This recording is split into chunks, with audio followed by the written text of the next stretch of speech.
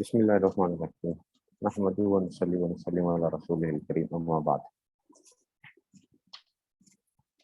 کل آپ کو جو کام کیا تھا تحقیق منات، اور ہم نے کہا تھا کہ یہ دیکھیں یہ کیا چیزیں کیا ہیں، کچھ نہ کچھ آپ کو سمجھ ضرور آ گئی ہوگی کہ بنیادی طور پہ یہ کیا ہوتا ہے۔ ہم یہ سمجھ لو کہ یہ قیاس کی قسمیں ہیں بنیادی طور پہ، ٹھیک ہے نا، قیاس کی قسمیں ہیں اس میں سے، اس وجہ سے اس میں سے۔ اب ہم چلتے ہیں آگے، الاصل الثانی، دوسرا قاعدہ جو ہے نا، اذا کان فی المسألة قول واحد، کہ مسئلہ آیا اور اس میں صرف ایک ہی قول ہے، اس بارے میں یعنی کوئی اختلاف نہیں ہے، ایک ہی قول آ رہا ہے، اذا کان فی المسألة قول واحد، تو اب ہم کیا کریں گے اس صورت میں؟ اذا كانت المسألة ليس فيها الا قول واحد لفقهاء الحنفية المتقدمين منه والمتأخرين تعين الاخذ به۔ یہ بڑا آسان قاعدہ ہے کہ دیکھو، جب کسی مسئلے میں تمام فقہائے حنفیہ متقدمین ہو متاخرین ہو، سب کا ایک ہی قول ہو، تو اسی قول کو لینا جو ہے متعین ہوگا۔ یہ تو آسان بات ہے نا کہ ایک مسئلہ اس میں اختلاف ہی نہیں ہے، تو اب اپنے اسی کو لینا ہے۔ کہتے ہیں ان تقسیم المسائل طبقات مختلفہ یؤثر فی المسائل التي وجدت فيها اقوال مختلفہ فی المذہب۔ حضرت فرما رہے ہیں کہ جناب علی کہ دیکھو، مسائل کی جو مختلف طبقات کی طرف تقسیم جو کرتے ہیں نا، وہ کب ہوگی، وہ کب مؤثر ہوتی ہے؟ جب آپ طبقات کرتے ہیں نا مسائل کے اندر سے کہ جی فلاں یہ جو تھا نا، جیسے ہم نے کہا تھا کہ جی ظاہر الروایہ سے آیا، یہ جو تھا اس میں سے آ گیا، نوادر میں سے آ گیا، یہ فتاوی واقعات سے آ گیا۔ تو فرما رہے ہیں کہ جناب علی دیکھو کہ ان تقسیم المسائل طبقات مختلف یؤثر فی المسائل وجدت فیها اقوال مختلف فی المذہب، یہ اس وقت اثر انداز ہوتی ہے جس وقت مختلف اقوال پائے جائیں۔ اما اذا لم يكن في المسألة الا قول واحد يتعين الاخذ به سواء كان تلك المسألة من ظاهر الرواية ام من نوادر او الواقعات والفتاوى الا اذا علم بالبداهة ان تلك المسألة معلوم بعلة قد فقط فقد۔ ہاں، اگر ہمیں کلیئر کٹ پتہ چل جائے کہ یہ جو مسئلہ تھا یہ معلول بعلت تھا۔ معلول بعلت کا کیا مطلب ہے؟ کہ وہ کسی علت کی بنیاد کے اوپر تھا اور وہ علت اب ختم ہو گئی ہے، تو پھر تو کیا ہو جائے گا؟ بعلت فقط فقدت، قد فقدت کما سیاتی بیان انشاءاللہ، جیسے کہ آگے بات آئے گی۔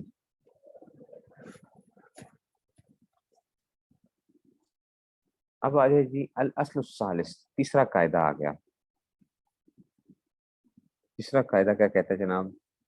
تیسرا قاعدہ آپ کو یہ بتائے گا کہ اگر اذا کان فی المسألة قولان او روایتان، جب کسی مسئلے میں دو قول یا دو روایتیں آ جائیں، دو قول یا دو روایتیں آ جائیں، ٹھیک ہے؟ اب دیکھنا ذرا، اذا کان فی المسألة قولان او روایتان، دو قول ہوں یا دو روایتیں ہوں امام صاحب سے، عن الامام ابی حنیفہ تھا، اخذ بالآخر منہما، تو جو بعد والا قول ہوگا اس کو لیں گے۔ ظاہر بات ہے متاخرین جو بعد متاخر ہوگا اس کو لیا جائے گا نا۔ آپ کو پتہ ہے نا، ہم جو احادیث میں ہم بڑی بحثیں کرتے ہیں، ہم کہتے ہیں یہ حدیث بعد میں ہے تو یہ کیا ہوگی، یہ ناسخ بن گئی پہلے کے لیے، حدیث کے نام بحث کرتے ہیں، ٹھیک ہے؟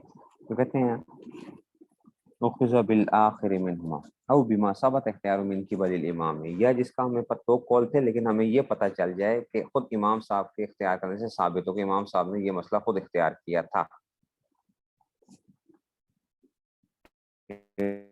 دونوں قولوں میں سے اس کو ترجیح دی تھی۔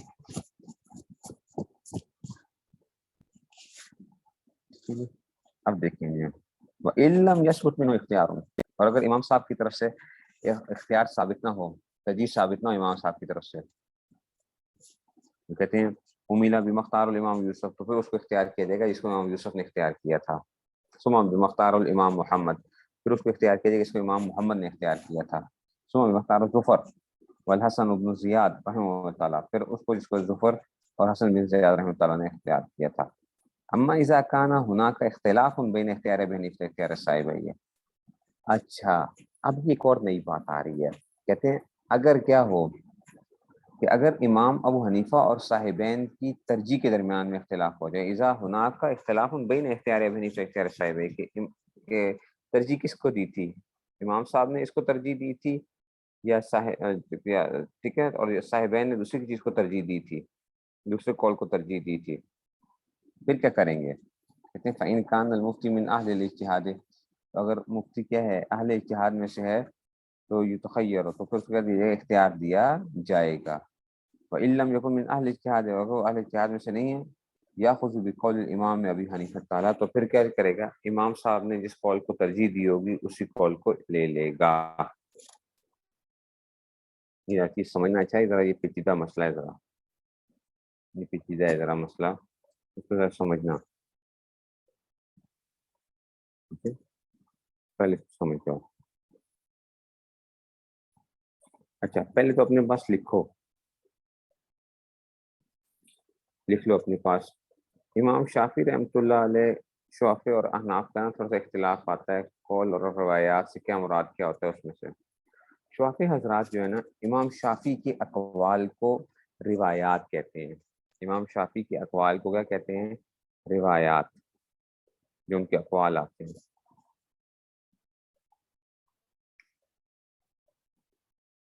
اس لیے یہاں پہ یہ یاد رکھنا، جب ہم فقہ کے بات کر رہے ہوں گے یا اصول فقہ، یہ اس میں سے اصول اسلام میں پڑھ رہے ہوں گے، میں کہوں گا جی یہ روایت ہے، ویسے یہ نہ کہنا کہ جی حدیث مراد نہیں ہوگی روایت، اچھا روایت ہے، ہم فقہ کی روایت کی بحث کر رہے ہوں گے، فقہ کی روایت کی بات کر رہے ہوں گے، اچھا۔ تو اس لیے تو کہتے ہیں کہ جو آتا ہے کہ امام شافعی رحمۃ اللہ علیہ کے جو اقوال ہوتے ہیں ان کو کیا کہا جاتا ہے؟ روایات کہا جاتا ہے۔ اور بعد کے مشائخ کے اقوال جو تھے ان کو وجوہ کہتے تھے، یاد ہے نا اصحاب الوجوہ و ترجیح، پیچھے اپنے پڑھا تھا اصحاب الوجوہ و ترجیح۔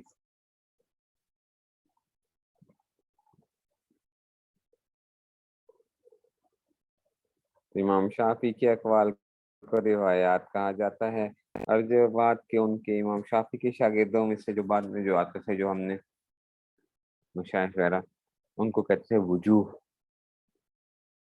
ٹھیک ہو گیا۔ احناف جو ہے نا، ان کے نزدیک ائمہ ثلاثہ کے جو اقوال ہوتے ہیں ان کو روایات کہا جاتا ہے۔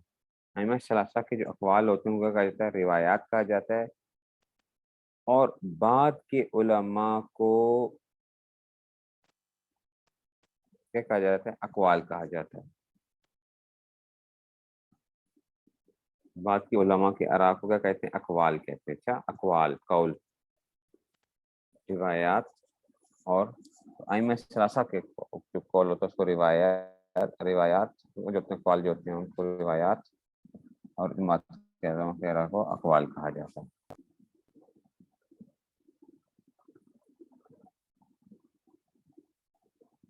سمجھیے بات کو۔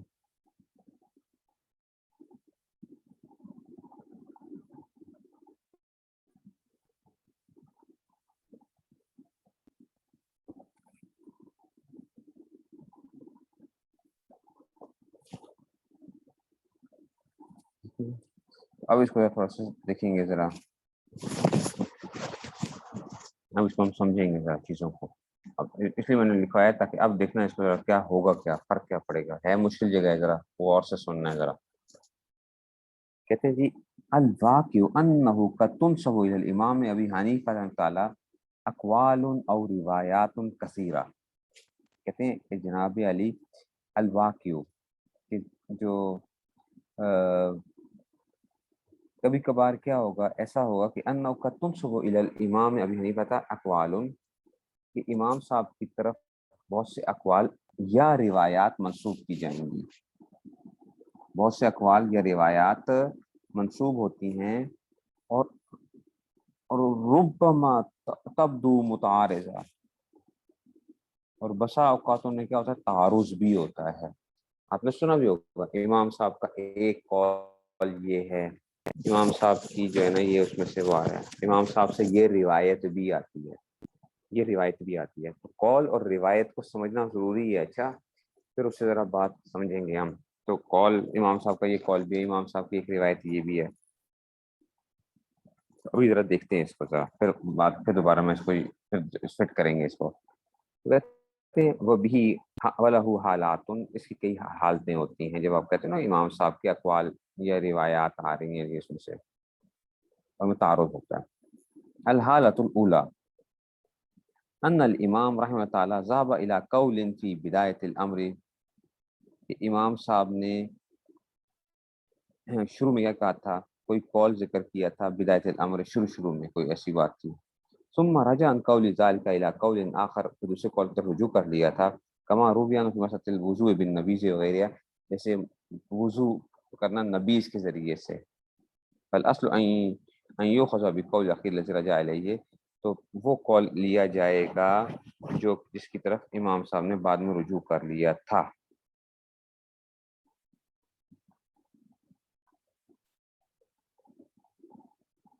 ठीक है, तो वो कौल लिया जाएगा जिसमें से क्या होगा, इमाम साहब ने बाद में रुजू कर लिया था दूसरी तरफ। देखो नबीज़ से मसला आपने पढ़ा है ना, नबीज़ तमर वाला मसला।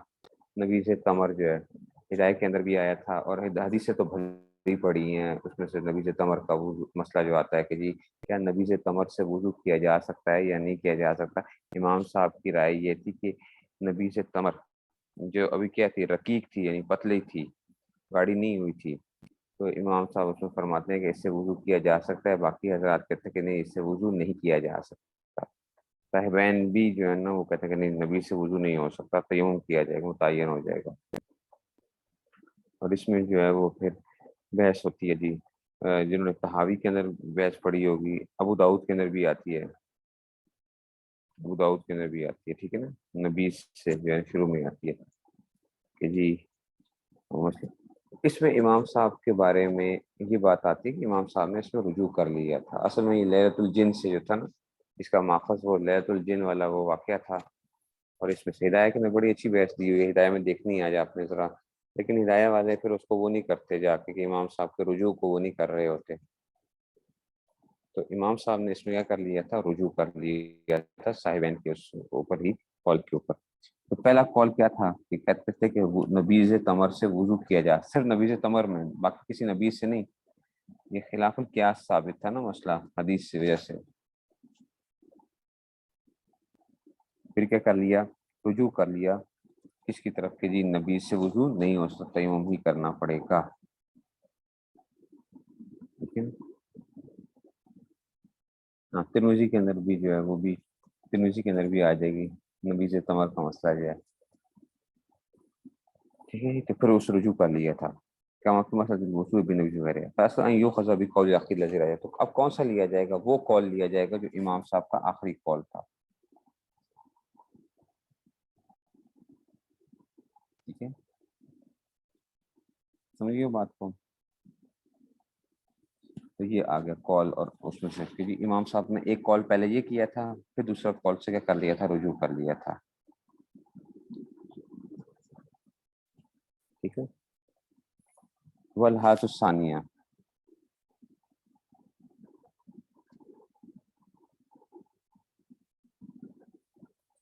दूसरा कॉल, दूसरी हालत क्या होगी, मा ज़करा इब्न अबीन तला मिन अन्नहु क़द ला यतजु इंदहु अहदुल क़ौलैन, कभी कभार ऐसा, मा ज़करा इब्न अबीन तला, जैसे जो इब्न अबीन रहमतुल्लाह अलैह ने जिक्र किया है कि इमाम साहब के नज़दीक दो कॉलों में से कोई एक कॉल को भी तरजीह हासिल नहीं होती, तरजीह नहीं दी जाती। ठीक है ना, दो कॉल तो बयान कर दिए उन्होंने, ठीक है ना, क़द ला यतजु इंदहु अहदुल क़ौलैन फ़यस्तवी रायु फ़ीहिमा, दोनों के अंदर राय उनकी बराबर होती है, तो ये भी है, ये भी है। वलिज़ा तराहुम, इसलिए आप फ़ुक़हा हनफिया को देखोगे, यहकून अन्हु फिल मसअलति क़ौलैन, तो इसीलिए फ़ुक़हा हनफिया क्या करते हैं, दो अक़वाल ज़िक्र करेंगे, दो अक़वाल ज़िक्र करेंगे, अला वजहिन, ऐसे तरीके पर, युफ़ीदु तसावियहुमा इंदहु, के के वो क्या करेंगे, दोनों कौलों के मसावी होने का जिससे पता चलेगा। फ़यक़ूलून व फ़िल मसअलति अन्हु रिवायतान औ क़ौलान, तो फ़ुक़हा हनफिया यूँ लिखते हैं, इस मसले में इमाम साहब से दो रिवायतें हैं या दो अक़वाल हैं, दो कौल हैं, दो रिवायतें हैं या दो कौल हैं, दो रिवायतें हैं या दो कौल हैं, कि इमाम साहब ने किसी एक रिवायत को या एक कौल को तरजीह नहीं दी हुई होती है, किसी कौल को तरजीह नहीं दी हुई होती है।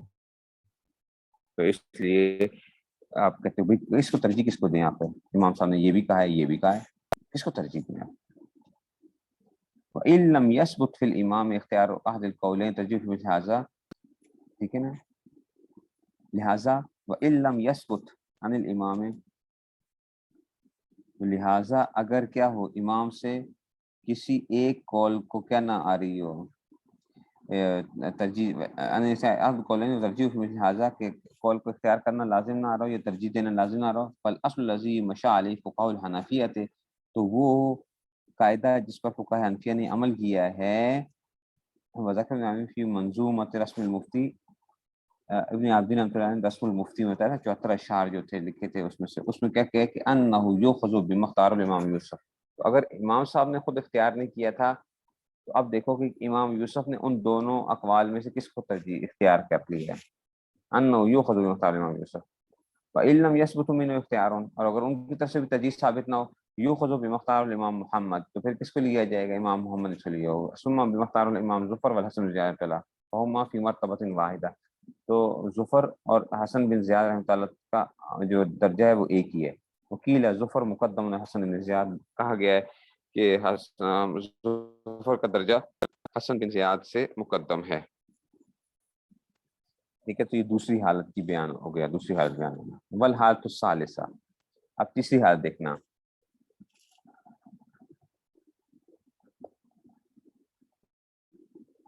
ٹھیک ہے، تیسری بات سنیں، کہتے ہیں کہ جناب اگر کیا ہے مصابت ان صابه من الامام یوسف و محمد و ظفر الحسن زیاد تعالی من انهم لم يقولوا قولا الا وهو روایت عن ابی حنیفہ تعالی، تیسری بات آپ کو یہ بتانے لگے ہیں کہ ٹھیک ہے، تیسری بات آپ کو یہ بتانے لگے ہیں کہ اگر کیا ہو، یہ یاد رکھنا کہ شاگردوں کے اقوال بھی گویا کیا ہیں، امام صاحب کے ہی اقوال ہیں، شاگردوں کے اقوال بھی کیا ہیں، امام صاحب کے ہی اقوال ہیں،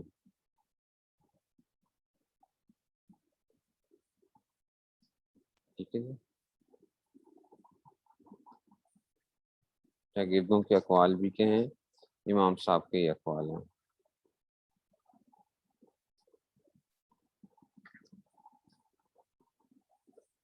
ٹھیک ہے جی،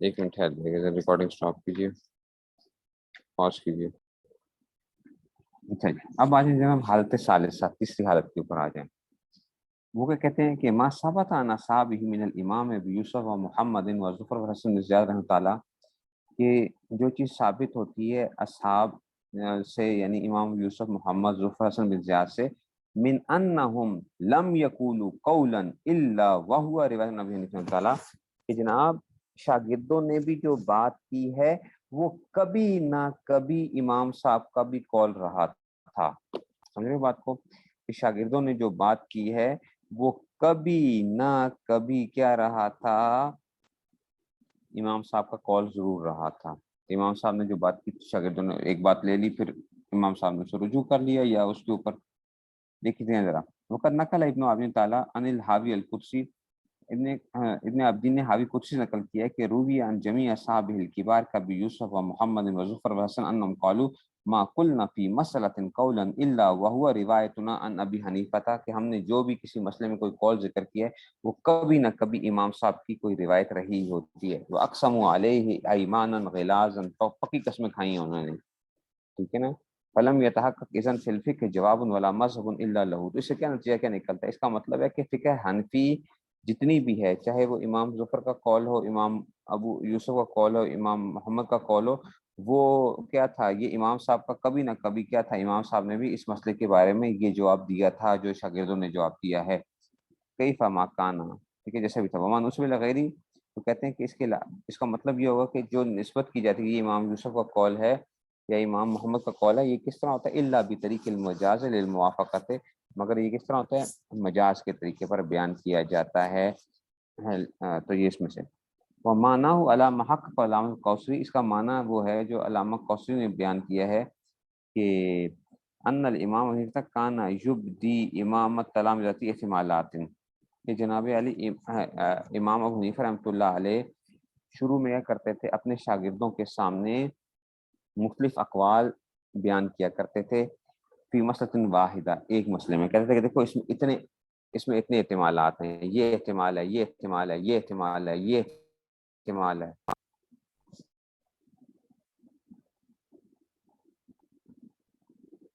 ٹھیک ہے نا.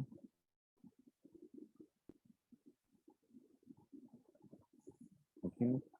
تو یہ جو ہے نا، جو اتنے اقوال ہیں، تو اس میں سے اصل میں یہاں پہ وہ کیا ہوتا ہے، وہ کتابوں کی وہ آ جاتی ہے نا. کتابوں کے اندر امام محمد نے خود کیا کر دیا تھا، اس کو بیان کر دیا تھا نا، کئی چیزوں کے اندر سے ظاہر الروایہ وغیرہ کے اندر وہ چیزیں آ جاتی ہیں نا. ظاہر الروایہ کے اندر آگے جو یہ آپ کا اشکال ہے وہ بالکل ٹھیک ہے کہ واقعی شاگرد وہ بھی تو ہو سکتا ہے کہ امام صاحب کی طرف غلط نسبت بھی تو کی جا سکتی ہے. ٹھیک ہے. لیکن جب ظاہر الروایہ امام محمد نے شروع میں ہی کافی حد تک کیا لکھ دی تھی، وہ کتابیں وغیرہ وہ کر دی تھی. اگر حدیث بھی فوراً لکھی جا چکی ہوتی سمجھو شروع میں ہی، کہ بیچ میں راویوں کا معاملات نہ آتے زیادہ، اگر حدیث بھی شروع میں ہی وہ ہو جاتی تو راویوں کے معاملات اگر نہ آتے تو وہاں پہ بھی کیا ہو جانا تھا، بہت سے مسائل حل ہو جانے تھے کئی چیزوں کے اندر. وہاں پہ جو تھا وہ تو پھر جب کتابیں بن گئیں پھر اس کے بعد تو دیکھیں اب وہ نہیں رہا نا، جیسے بخاری شریف آ گئی یا کچھ ہو گئی، جب کتابی شکل میں چیز آ جاتی ہے نا تو اس کا درجہ کیا ہو جاتا ہے، تواتر کا درجہ بن جاتا ہے قسم کا. پھر تواتر بن گیا تھا نا، حدیثیں بھی تو پھر اس میں سے. لیکن اس سے پہلے جو تھا نا اس کو تلاش کرنا جو تھا نا.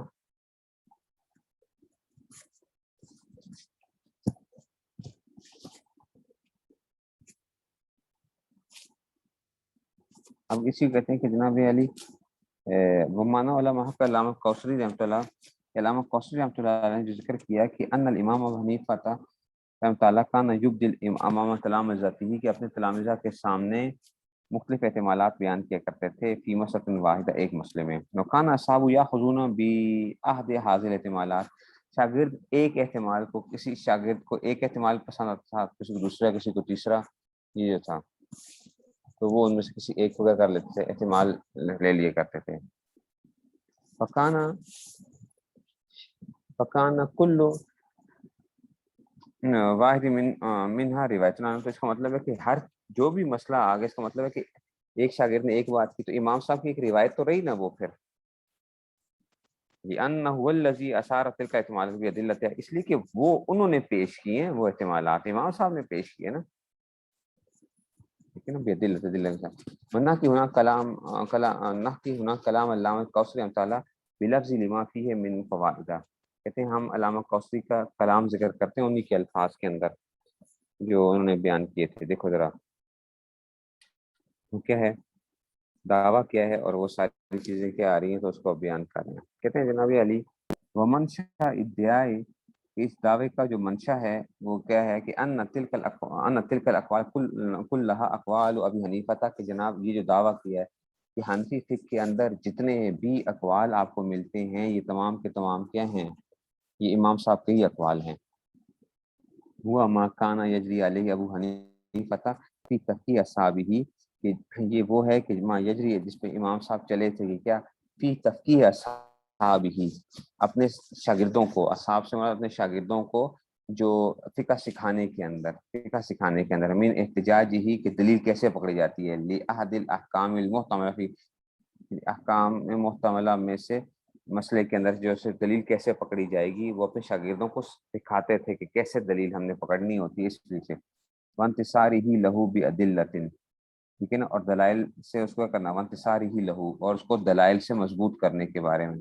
ثم قرروہ بالرد علیہ بنقض ادلتی، ثم قرروہ، پھر انہوں نے کیا کیا، اس کو بیان کیا بالرد علیہ، رد کرنے کے ساتھ، بنقص ادلتی، ان کی دلائل کے نقص کے ساتھ، وہ بھی ترجیح احتمال ثانی، پھر دوسرا احتمال ثانی کو ترجیح دینا بادلۃ اخری، دوسرے دلائل کے ساتھ. ثم نقضھا بترجیح احتمال ثالث، پھر اس کو توڑنا تیسرے احتمال کے ساتھ یعنی ادلہ کے ساتھ. تدریبا لاصحابہ، اپنے شاگردوں کو مشق کرانے کے لیے، علی التفقہ، علی خطوات و مراحل، مطلب چھوٹے چھوٹے قدم لے کر اور مختلف مرحلہ وار، الی ان یستقر الحکم متعین، یہاں تک کہ حکم متعین ثابت ہو جائے، فی نہایت تمیز، خوب بحث و مباحثہ کے ساتھ، ایسے ہی ویدون پھر دیوان ہے، اور اس کو لکھ دیا جائے رجسٹر کے اندر، فی اعداد المسائل الممحصہ، بحث شدہ مسائل کے اندر، فمنہم تو من ترجح عنده غیر مستقر علیہ الامر من تلک الاقوال باتحاد الخاص،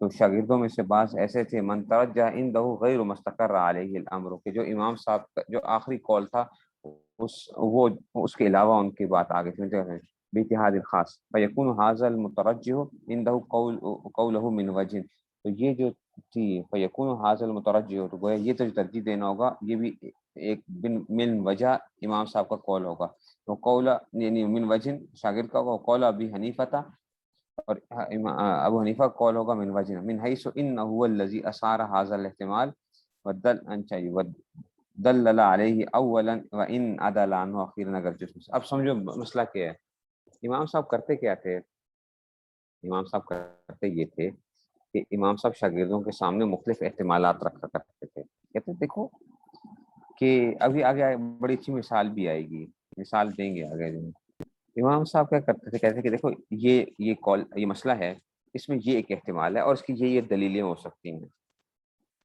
شاگرد کہتے ہیں ہاں بالکل صحیح کہہ رہے ہیں، امام صاحب کیا کہتے تھے، اس کو رد کر دیتے تھے، کہتے تھے کہ یہ کیا ہو گیا، یہ جو ہے نا اس کو رد کر دیا اور کہا کہ بھئی یہ تو ٹوٹ جاتا ہے، یہ تو اس جو میں نے کال پہلے ذکر کیا تھا، اس کے اندر اس میں یہ اس دلیل سے ٹوٹ جائے گا، اس دلیل سے ٹوٹ جائے گا، اس دلیل سے ٹوٹ جائے گا، ٹھیک ہو گیا، تو اب دوسرا کال بیان کرتے تھے، پھر اس کو دلائل کے ذریعے ثابت کرتے تھے، پھر اس کو توڑتے تھے، پھر تیسرا کال ذکر بیان کرتے تھے، تو ایک شاگرد نے کسی ایک کال کو لے لیا، کسی نے دوسرے کال کو لے لیا، کسی تیسرے کال کو لے لیا، یعنی تو گویا ان احتمالات کو پیش کرنے والے کون ہیں اصل میں، وہ امام صاحب ہی ہیں، تو جس شاگرد کو جو بات زیادہ پسند آئی تھی یا جس میں سے زیادہ ان کو دلیل مضبوط لگی تھی، انہوں نے کیا کر دیا، اس کو لے لیا، تو گویا شاگردوں کے جو اقوال ہیں یہ کبھی نہ کبھی امام صاحب کے بھی تو اقوال رہے ہی ہیں نا، کہ امام صاحب نے وہ ذکر کیے نا، انہوں نے تو بیان کیے تھے یہ احتمالات تو شاگردوں کے سامنے، اور اس کی دلائل وغیرہ تو شاگردوں نے ان کو لے لیا، ٹھیک ہے، تو یہی اس کو سارا وہ کہہ رہے ہیں، ٹھیک ہے نا،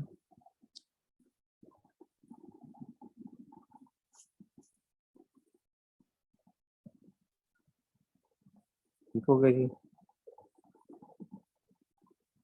اب مصداق ذالک کا، اس کا مصداق کیا ہے، ما اخرجہ، جس کو بیان کیا ابن بالعوام نے، ان محمد ابن احمد ابن حماد ان محمد بن شجاع ان محمد بن شجاع سے، سمیت الحسن ابن ابی مالک، کہ میں نے سنا کس کو، ابن ابی مالک کو، وعباس ابن الولید، عباس بن ولید کو، وبشر بن الولید، بشر بن ولید کو، وابا علی راضی، اس میں سے جناب علی راضی یقولون، اچھا اب یہ دیکھیں یہ بھی اس طرح بیان کیا جا رہا ہے نا، اسی طرح جس طرح حدیث کو بیان کرتے ہیں، جو چیز اس طرح نہیں آ رہی ہوتی ہے تو بعض دفعہ وہ کیا جا رہا ہوتا ہے، اس کے بھی پھر سند بیان کی جا رہی ہوتی ہے کہ جی یہ جو فلاں فقیر نے فلاں سے سنا، فلاں نے فقیر فلاں سے سنا، تو اس طرح بھی کیا ہو رہا ہوتا ہے، بعض دفعہ یہ باتیں بھی بیان کی جاتی ہیں اس میں سے،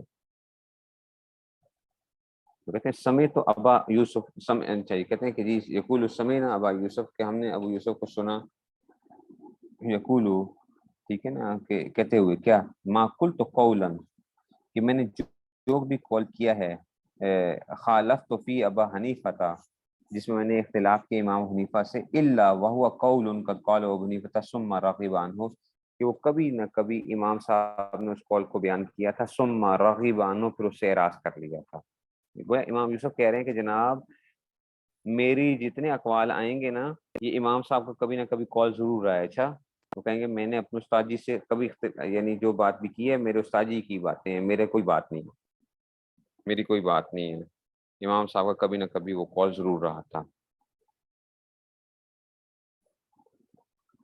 ٹھیک ہے جی۔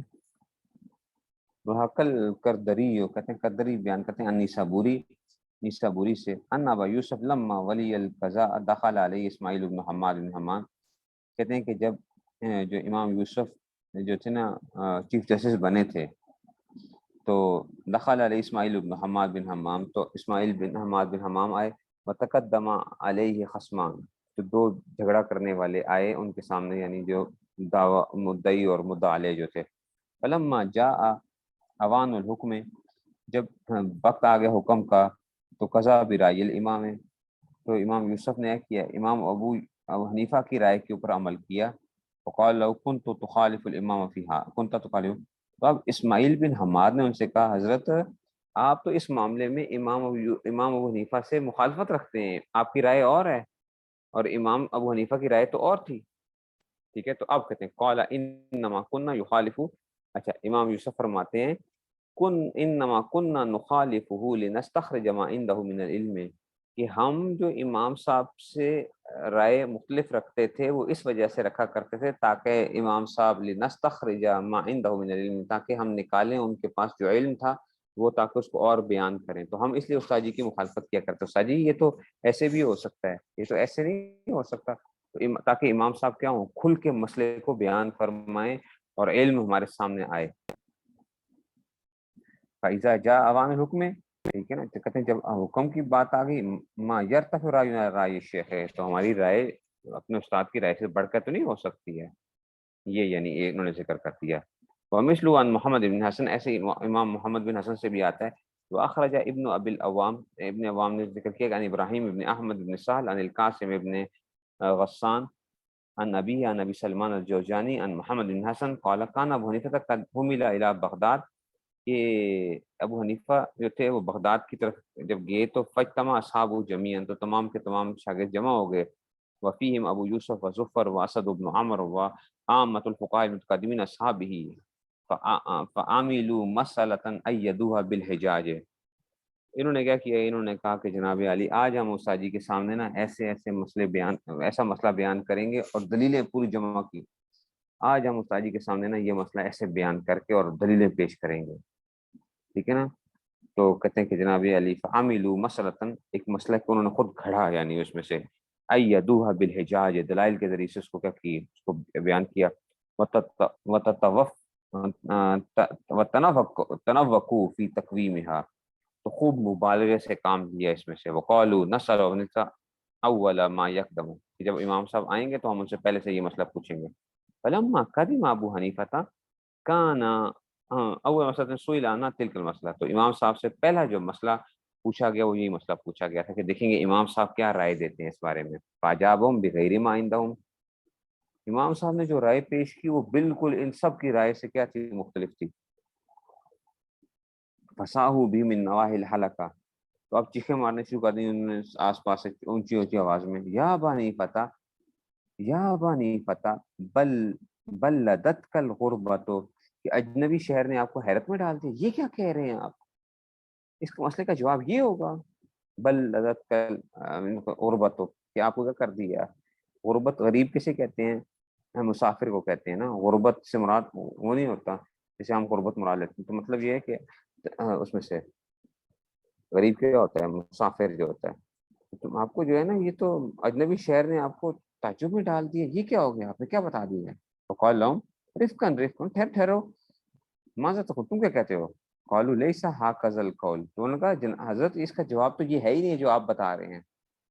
قالوا اچھا بحجت ام بغیر حجت، امام صاحب نے کہا دلیل کے ذریعے بات کر رہے ہو یا بغیر دلیل کے. قالوا بل بحجت، انہوں نے کہا ہم حجت کے ذریعے سے. قالوا اچھا ہاتھ تو لیو. فناظرهم فغلبهم بالحجاج، اچھا جی اب امام صاحب نے جب ان کے ساتھ مناظرہ کیا تو امام صاحب ان کے اوپر کیا آ گیا، غالب آ گئے، سارے شاگردوں کے دلائل کے اوپر غالب آ گئے. حتی ردهم الى قوله، یہاں تک کہ سارے شاگرد نے کہا ہاں استاد جی نے جو مسئلہ بیان کیا تھا نا یہ کیا ہو گیا، یہ بالکل صحیح بیان کیا تھا. ٹھیک ہے نا. وَأَذْعَنُوا أَنَّ الْخَطَأَ مِنْهُمْ، تو ان کا یقین ہو گیا کہ ہماری طرف سے خطا تھی. فقال لهم عرفتم الآن، امام صاحب نے کہا اب تم جان گئے. قالوا نعم، ان کا ہاں جان گئے. قالوا فما تقولون فی من یزعم ان قولکم هو الصواب، تم اس آدمی کے بارے میں کیا کہو گے جو یہ کہے کہ تمہارا قول کیا تھا، درست تھا، تو تمہارا قول ہی درست تھا. وان ھذا القول خطا، اور جو میرا قول تھا وہ خطا تھا. قالوا لا یکون ذالک، اب شاگرد کہیں نہیں نہیں نہیں نہیں استاد جی آپ کی بات غلط نہیں ہے، آپ نے جو دلائل پیش کی آپ کی بات غلط نہیں ہے، ہماری بات ہی کیا تھی غلط تھی. اچھا اب ذرا دیکھنا، لا یکون ذالک قد صح هذا القول، فناظرهم حتى ردهم عن القول. اب کیا کیا امام صاحب نے، پھر مناظرہ کیا یہاں تک کہ اس قول سے ان سے رجوع کروا لیا. فقالوا یا بنی فتح ظلمتنا والصواب کان معنا، کہ آپ نے ہم پہ ظلم کیا، ہماری بات تو پہلے سے ہی درست تھی، آپ نے ہمیں جو ہے اس میں سے.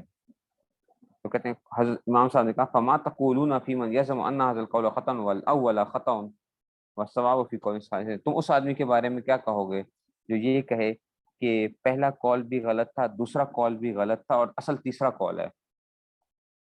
قالوا هذا ما لا يكون، شاگردوں نے کہا نہیں یہ تو ہو ہی نہیں سکتا. وقال فاستمعوا، امام صاحب نے کہا اچھا سنو ذرا میرے ساتھ دلیل سنو ذرا.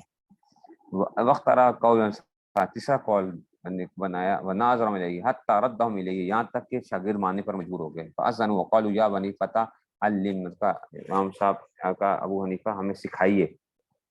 قال الصواب هو القول الذي اجبتكم به لعلة كذا وكذا، امام صاحب نے کہا جناب اصل جو میں نے تمہیں پہلے جو جواب دیا تھا نا اصل وہی جواب تھا، اس کی یہ دلیل تھی. وهذه المسئلہ تخرج من هذه الثلاث انہار، تو کہتے ہیں یہ جو مسئلہ ہے، یہ جو میں نے بتائی تین احتمالات تمہارے سامنے ذکر کی، اس مسئلے کے اندر تین احتمالات پائے جا سکتے ہیں. وَلَكُلِّ مِنْهَا وَجْهٌ مِنَ الْفِقْهِ، اور ہر ایک کی توجیہ ہے فقہ کے اندر. وَمَذْهَبٌ وَهَذَا الصَّوَابُ فَخُذُوهُ وَارْفُضُوا مَا سِوَاهُ، تو یہی کو پہلا قول درست ہے اس کو لے لو اور باقیوں کو چھوڑ دو. وَهَكَذَا كَانَ تَدْرِيبُهُ لِأَصْحَابِ عَنِ الْفِقْهِ، یہ طریقہ کار ہوتا تھا. ٹھیک ہے نا. تو بس بعض دفعہ شاگردوں کے آتا تھا کہ نہیں یہ جو ہے نا بعض مسائل کے اندر شاگرد کہتا ہے کہ نہیں ہمیں جو ہے نا یہ دلیل زیادہ پسند آئی ہے، یہ والی دلیل زیادہ وہ ہے، اس کے جو اس کو توڑنے والی دلیل ہے وہ ایسی نہیں تھی، اتنی مضبوط نہیں تھی. تو اس طرح بھی ہوا ہے بعض دفعہ.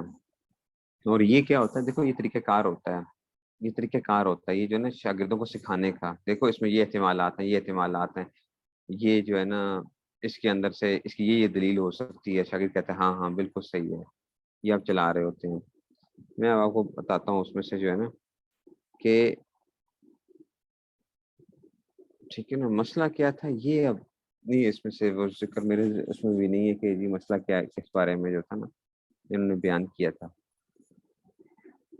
تو یہ سنو کہ حضرت تھانوی رحمۃ اللہ نے بھی لکھا ہے اس میں کہ ایک وکیل تھا، ٹھیک ہے نا، مدعا علیہ کا وکیل تھا، مدعا علیہ کا وکیل تھا. مدعی نے اس کو دعویٰ کیا تو مدعی کا وکیل تھا، مدعا علیہ کا وکیل تھا. اب اس نے کہا کہ ٹھیک ہے جی میں مدعا علیہ کو بچاؤں گا جا کے.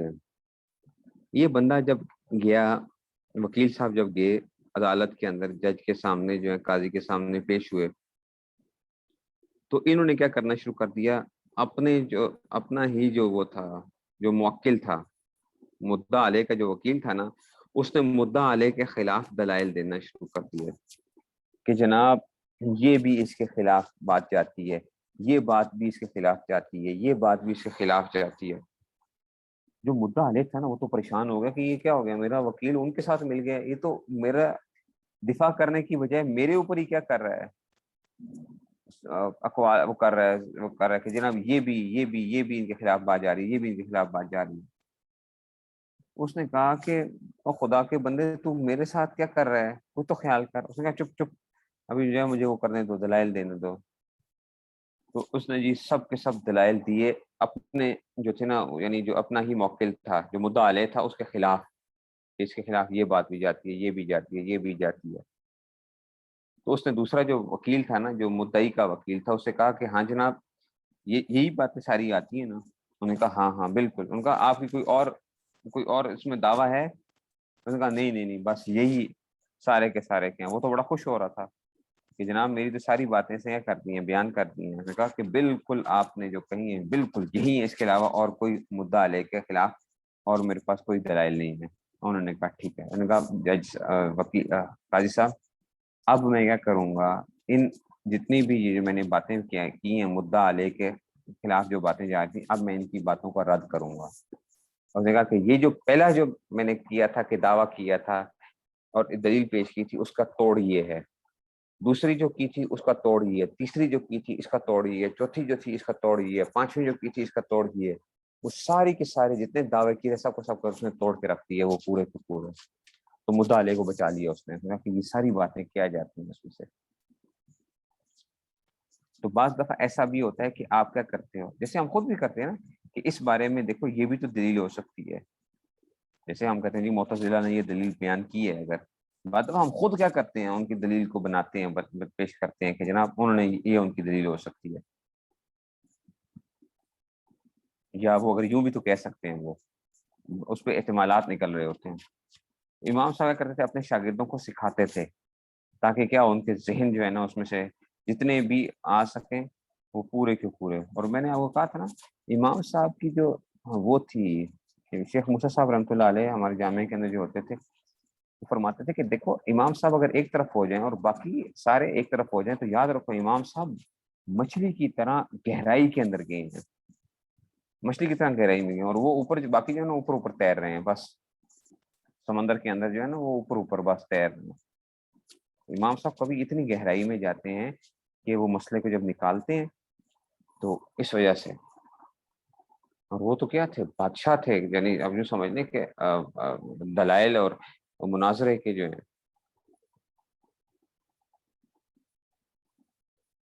اس لیے کہتے ہیں کہ جناب یہ کبھی نہ کبھی وہ امام صاحب کا قول ضرور رہا تھا یا امام صاحب نے اس کو بیان ضرور کیا تھا.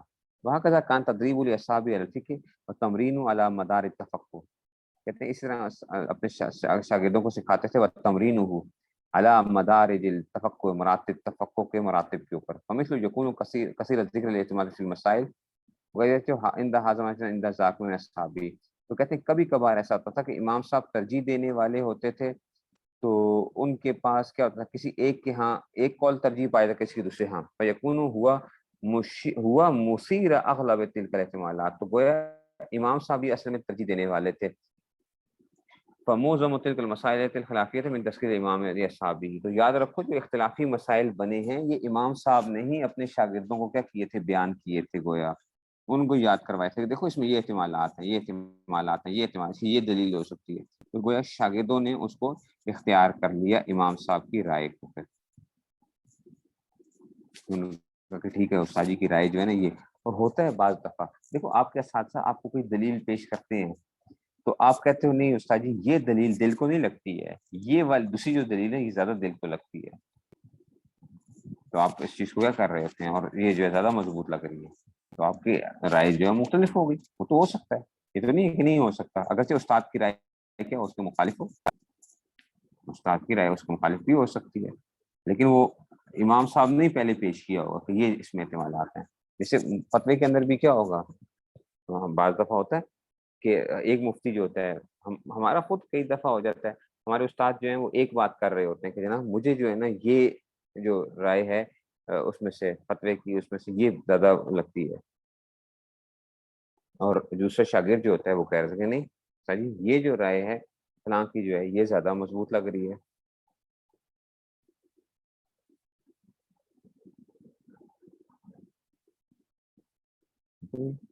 والحاصل ان اصحاب الامام حنیفہ رحمۃ اللہ انما اختاروا في كل مسألة من اهل الاحتمالات التي اثار الامام حنیفہ رحمۃ اللہ ثم استقر عليه الامام صار مذهبا له. تو جس کو امام صاحب نے اختیار کر لیا وہ تو ان کا مذہب بن گیا. مستقر علیہ رائے احد اصحاب نصیب علیہ، جو صاحبین نے اختیار کیا ان کی نسبت کی جاتی ہے. تو فی حال جاتے ہیں اختلاف اقوال اصحابی ام مستقر علیہ رائے فإن فی ثلاث اقوال. اچھا جی کہتے ہیں اس حالت میں ان اختلافت اقوال اصحابہ کہ اگر جو ہے ان کے شاگردوں کے اقوال میں اختلاف آ جائے، ام مستقر علیہ رائے الامام کہ امام صاحب کی رائے کے خلاف، فإن فی ثلاث اقوال. تو اس میں اب تین قول ہیں. کیا؟ الاول انه یؤخذ بقول الامام ابی حنیفہ فقط. کہتے ہیں امام صاحب ایک طرف ہیں شاگرد ایک طرف ہیں، تو کس کی قول کو لیا جائے گا؟ امام صاحب کے قول کو لیا جائے گا. والثانی ان المفتی مخیر فی اخذ ما شاء منه. دوسرا قول یہ ہے کہ مفتی کو اختیار ہوگا فی اخذ ما شاء منها کہ جس کو چاہے وہ لے لے. مفتی سے مراد مجتہد مراد ہے. اچھا عام مفتی مراد نہیں ہے، وسائل انه اذا كان مفتي في اهل الاجتهاد، تیسرا کیا ہے کہ اگر مفتی اہل اجتہاد میں سے، یہ تخیر تو اس کو اختیار ہے، وان لم يكن من اهل الاجتهاد، اگر اہل اجتہاد میں سے یتبع قول الامام، اور اگر اہل اجتہاد میں سے نہیں ہے تو پھر کس کا قول لے گا؟ امام صاحب کے قول کو لے گا. وہذا هو صحیح، یہی بات درست ہے، یہی بات درست ہے. ٹھیک ہے نا. ونقل ابن ابی تعالی عن البیری رحمۃ اللہ قال والمراد بالاجتهاد احد الاجتهادین، کہتے ہیں اجتہاد سے مراد کیا ہے؟ دونوں اجتہاد میں سے ایک. وہ مجتہد، مجتہد سے کیا مراد ہے؟ یا تو مجتہد فی المذہب مراد ہے، یہ نے کہا تھا نا من اہل الاجتہاد، اس سے کیا مراد ہے؟ یا تو مجتہد فی المذہب ہے. وعرف بانه المتمکن من تخریج الوجوہ علی منصوص امامی، اور یہ بات جانی گئی ہے کہ وہ قادر ہوتا ہے من تخریج الوجوہ علی منصوص امامی، امام کے جو نصوص ہوتی ہیں، امام کی جو باتیں ہوتی ہیں اس کے مطابق مسئلے کو نکالنے میں.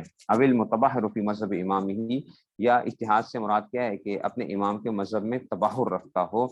المتمکن من ترجیح قول الاخر، کہ وہ ایک قول کو دوسرے پر ترجیح دے سکتا ہو، ایک قول کو دوسرے پر ترجیح دے سکتا ہو. تو یہ وہ آ رہا ہے. تو گویا کیا نکلا کہ میں نے جو آپ کے سامنے بات کی کہ آپ جو تھے جو بیان کریں گے اس میں سے، ٹھیک ہے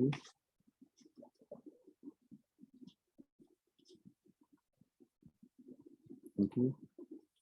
تو انہوں نے وہ کر دیا ہے.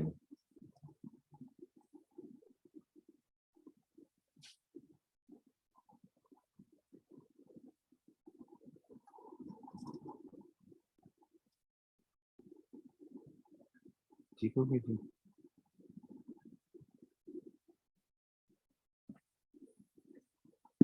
یہ آ گیا. اس کو ذرا دیکھنا ہے. اچھا یہ ذرا مشکل جگہ ہے، اس کو ذرا دیکھنا ہے آپ لوگوں نے، اس کو سمجھنے کی کوشش کرنی ہے کہ جناب کیا اصل میں جو بھی کال ہوتا ہے وہ جو تھا وہ امام صاحب کا ہی کال تھا، امام صاحب کا ہی کال تھا. تو کبھی نہ کبھی جو تھا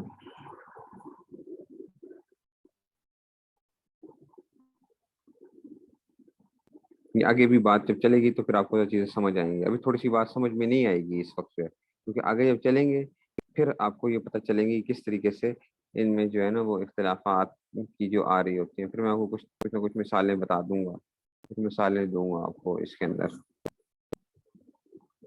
ٹھیک ہے جی. چلیں جی. چلیے پھر السلام علیکم.